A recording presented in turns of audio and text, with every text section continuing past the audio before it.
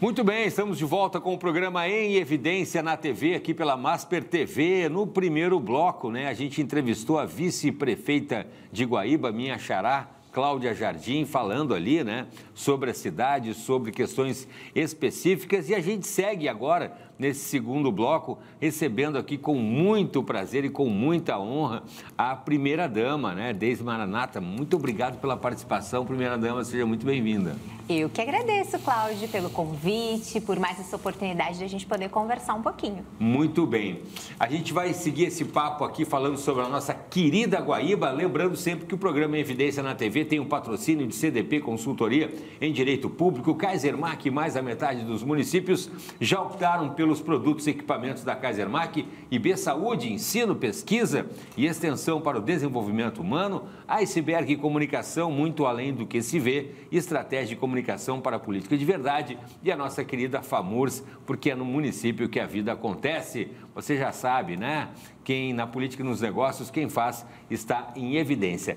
Eu já vou começar esse primeiro bloco, antes da gente começar o bate-papo com a nossa primeira-dama, mostrando aqui a revista Em Evidência, né? Com uma matéria especial aqui, olha aqui, com a primeira-dama. Você pode acompanhar a Deise Maranata, aqui a dama de ferro do Rio Grande. Olha só. Que título forte, né? Tá aqui, né? E a gente tinha mostrado antes ali, Deise, o maridão aqui também, né? Marcelo Maranata, na capa da revista. No primeiro bloco você pode acompanhar, a gente comentou bastante sobre as ações do prefeito lá de Guaíba.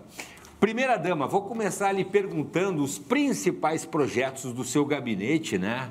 Que o seu gabinete possui para a população de Guaíba. O que a gente pode falar para o pessoal que está nos acompanhando? Bom, o gabinete da primeira-dama, Cláudia, ele é responsável pelos projetos sociais da cidade. Então, a gente coordena todos os projetos. Temos casas solidárias, que são como se fossem lojas com araras, com expositores de roupas, de calçados, que a gente atende a população que está necessitando de alguma doação. Então, a própria comunidade de Guaíba doa, a gente faz a triagem e doa novamente para aqueles que estão precisando. Então, hoje a gente faz esse trabalho, nós temos 3 casas solidárias no município.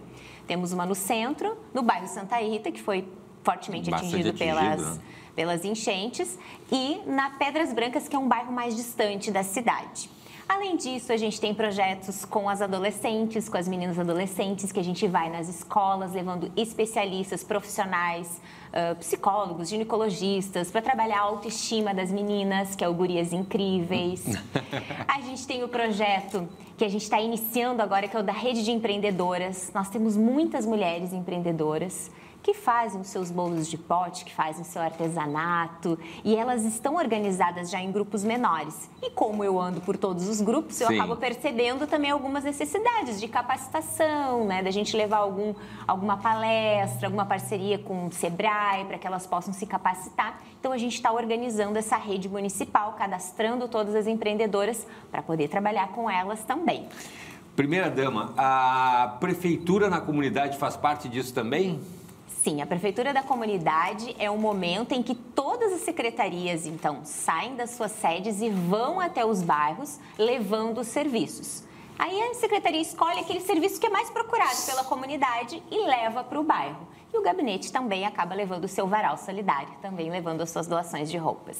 Muito bem, né? Bom, a questão também, a gente não pode deixar de falar, né, primeira-dama de Guaíba, do envolvimento feminino na política. Também, né? A gente não pode deixar de falar isso, porque é presidente do Podemos Mulher e também coordenadora do Fórum das Primeiras Damas da Grampal, né, Deise? Isso, então a gente trabalha bastante com as mulheres e tem trabalhado essa pauta, Cláudio, para que elas se envolvam. Então a gente tem trabalhado com formações, capacitações, né? No Podemos, falando especificamente dele, a gente tem a Fundação Podemos, que tem vários cursos online que podem ser acessados por todas as filiadas, para que elas possam se capacitar. Então, a gente tem trabalhado nisso e sempre lembrando a elas da importância de que elas levem toda a sua sensibilidade, a sua dedicação, o seu comprometimento na construção de políticas públicas, que isso com certeza vai fazer diferença na vida da nossa sociedade. Com certeza, a sensibilidade feminina é muito importante e não podemos deixar de falar também da questão da violência contra a mulher, que eu sei que Guaíba tem um trabalho muito bacana, né? Sim, lá em Guaíba nós temos uma rede de enfrentamento à violência bem organizada, Ministério Público, Delegacia, Patrulha Maria da Penha, Conselho do Direito das Mulheres, Secretaria das Mulheres, o nosso Centro de Referência e Atendimento também às mulheres. Então, lá em Guaíba, a gente tem já uma rede bem organizada de cuidado das mulheres. Então, o que a gente tem trabalhado agora, e eu tenho falado repetidamente, nós precisamos agora tratar dos homens. Precisamos fazer grupos reflexivos com os homens. Educação, precisamos isso. Escolas, quem sabe, desde cedo. A gente precisa também da parceria com o Poder Judiciário para que venha na pena dele, do agressor, que ele participe desses grupos. Sim. Existem servidores capacitados para trabalhar com eles, porque não adianta a gente encerrar o ciclo da violência com uma mulher. Só defendendo a mulher, defendendo. Cuidamos dela, ok. E quem faz a violência? Mas o agressor, aí ele vai para um novo relacionamento e vai continuar com aquela conduta. É verdade. Então, esse é o ponto que está faltando lá na nossa rede que a gente tem buscado. É verdade, é verdade. Bom, falando nas pautas dos municípios da região metropolitana, né? Teve um encontro do Fórum das Primeiras Damas da Grampal. O que a gente pode falar desse encontro lá, Deise? O que foi discutido? O primeiro encontro foi em março, abril. Nós nos apresentamos, né? Porque temos agora novas primeiras damas. Começou Começou novos mandatos. Então, nós nos apresentamos, nos conhecemos, falamos que o nosso objetivo ali é de acolhimento, é de apoio, é de conhecer os projetos dos municípios, o que está dando certo no teu município que eu posso levar para o meu. E aí, daí veio a questão da gente ir visitar, ir em loco também, fazer algumas reuniões, não só ali no Instituto Caldeira, ali na sede da Grampal, mas a gente poder ir nos municípios e conhecer os projetos que estão dando certo no município. E aí a gente é recebido lá, fizemos uma visita agora no município de Cachoeirinha, na segunda reunião do fórum. Opa, que bacana! Bom, depois a gente vai falar sobre também o apoio lá durante as enchentes para Eldorado, né? Que foi um apoio fundamental ali, a gente não pode deixar de esquecer. A questão, falando do fórum então, né, de substituir as reuniões fixas, será que tem essa intenção também pelas visitas aos municípios para conhecer esses projetos, ou vão manter as reuniões fixas e também as visitas? Isso, a gente pretende, Cláudio, fazer mesclado. Num mês a gente faz uma reunião aqui em Porto Alegre, no outro mês a gente visita um município. As primeiras damas gostam de receber, gostam de mostrar o seu trabalho. Conhecer, né? E fica mais dinâmico também, né? Às vezes elas não conseguem vir a Porto Alegre todos os meses. Então, por isso que a gente pensou nisso. Não vamos, então, visitá-las em loco, conhecer os seus projetos, para que a gente possa pegar as boas ideias e levar para os nossos municípios. Teve também um encontro na FAMURS também, em Erechim também, que você participou? Teve um encontro, participei, teve um dia todo de atividades do Encontro das Primeiras Damas, que a primeira dama da FAMURS até então era a Rafaela, e ela organizou um dia de palestras para nós maravilhosas, com lideranças da região, falando das suas experiências, foi muito bacana. A gente tem agora a primeira mulher presidente da FAMURS, né, em 50 anos. Sim, que orgulho, né? Eu digo para ela, prefeita Adriane, que orgulho, né? Pela primeira vez uma mulher assumindo, né, a presidência da FAMURS e nos representando num espaço tão importante. Estamos avançando nessa questão da mulher na política, e isso é muito importante, né? Vamos voltar a falar de Guaíba na questão dos investimentos previstos para 2025. A gente está na metade aí já, né, de 2025, o que a gente pode esperar para esse segundo semestre? Recentemente, a gente inaugurou, então, um ginásio esportivo, o Bajezão, na Santa Rita também, naquela comunidade que foi atingida pela enchente, para trabalhar também uma preocupação que nós temos, que é a saúde mental, a saúde emocional, que as pessoas também, elas não perderam só os bens materiais, né, Cláudia? Elas perderam as suas lembranças, as fotos das crianças, as suas recordações, aqueles bens que elas tinham um apego, um presente, uma recordação do pai, da mãe. Então, a gente está muito preocupado com essa questão. Inauguramos, então, a Casa Solidária lá no bairro também. A gente ampliou, é um espaço maior. Não é somente a doação de roupas e calçados, tem uma lavanderia solidária com máquinas de lavar, máquinas de secar, para que a comunidade use também. E, ao fundo, nós conseguimos deixar um espaço para as capacitações, as oficinas, rodas de conversa. A gente já fez com as mães atípicas, uma roda de conversa em abril, agora já fizemos uma capacitação com uma voluntária, confeiteira. Então, a gente quer trabalhar essa questão também da saúde mental, da saúde emocional, porque a gente vê que eles ainda estão muito traumatizados. Muito bem, muito bem. Bom, fica ouvindo, né, a primeira-dama de Guaíba falando. O que você daria de conselho para as primeiras damas, agora fazendo esses encontros aí, né, que estão ao lado dos prefeitos? Guaíba teve uma participação, repito, muito grande ali na questão dos enchentes. O que poderia dar de conselho para as primeiras damas? Que elas se organizem, que eu entendo as dificuldades que elas têm, porque são muitos papéis. É mãe, é esposa, é filha, é dona de casa, é profissional. E aí a gente precisa organizar um tempo também para atuar como primeira-dama. Mas eu entendo assim que é primordial essa atuação pelo acolhimento que a gente consegue fazer às pessoas. Nem todo mundo consegue chegar ao prefeito. Mas eles chegam na gente, eles conversam conosco, eles trazem as suas angústias, trazem as necessidades. Então, eu gosto muito disso, eu gosto desse contato, eu gosto de estar na comunidade e é muito gratificante. Sempre as pessoas são muito receptivas, carinhosas e eu gosto disso, eu gosto desse acolhimento. Então, minha dica seria essa, se envolvam porque vai ser muito gratificante, vai ser mais uma coisa na agenda de vocês, mas vai ser muito gratificante. Maravilha, muito bem. Bom, a gente não pode deixar de falar também sobre a marcha dos prefeitos, né? Falando sobre a questão da relação com os prefeitos. Como é que foi isso?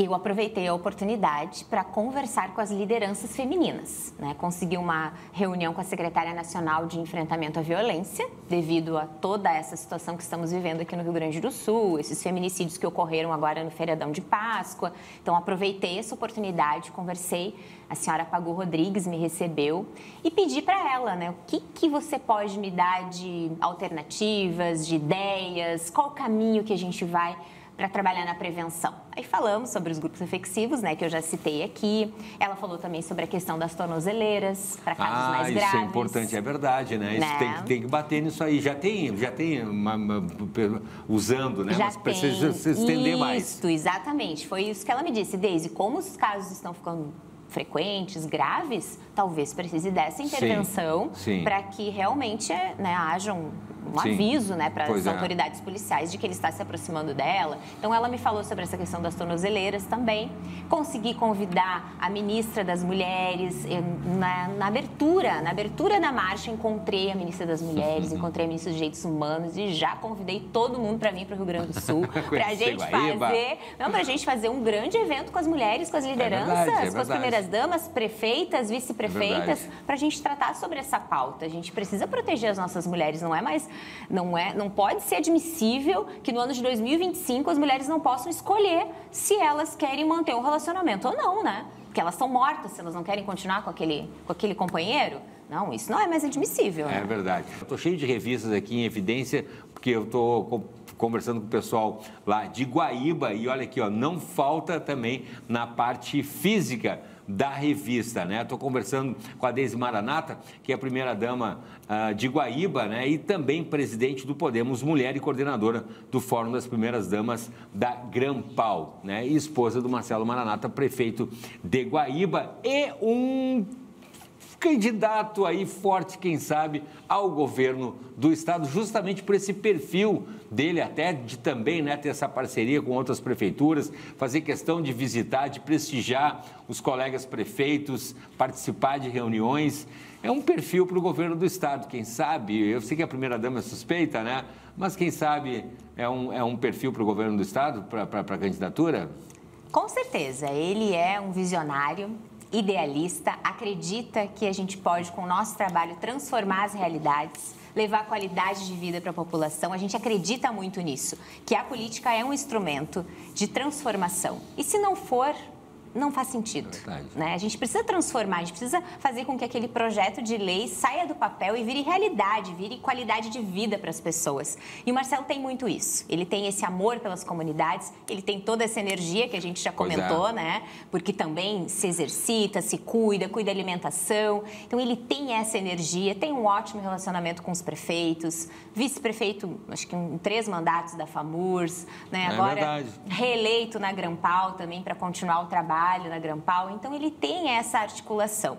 Com certeza o nosso estado vai ganhar muito tendo uma liderança que é apaixonada por isso, apaixonada por pessoas, apaixonada por trabalho, gosta muito de trabalhar, gosta muito de produzir, então com certeza a gente só tem a ganhar. Bom, os resultados a gente já via na própria Guaíba ali, né? Antes de pedir as considerações finais aí para a primeira-dama Deise Maranata, a dama de ferro do Rio Grande, gostei disso aqui, hein?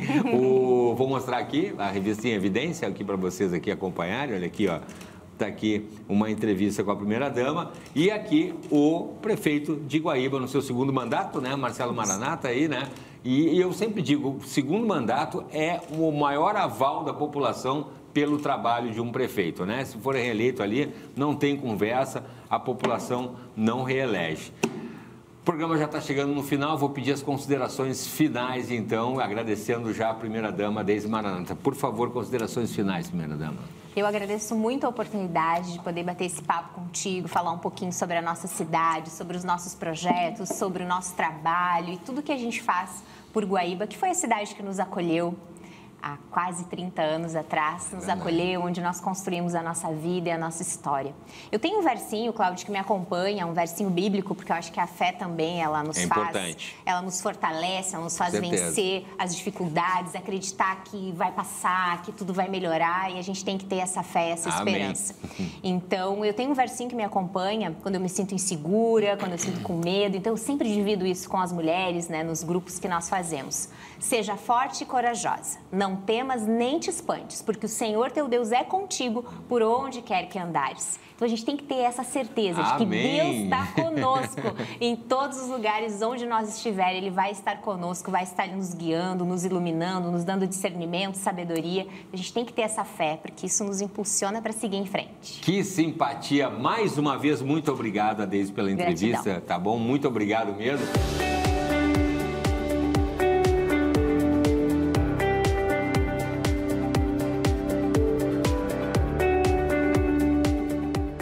Comentário em Evidência. O comentário de Vladimir Chieli. Uma notícia muito interessante para todos os municípios, não apenas do Rio Grande do Sul, mas principalmente da região sul do Brasil.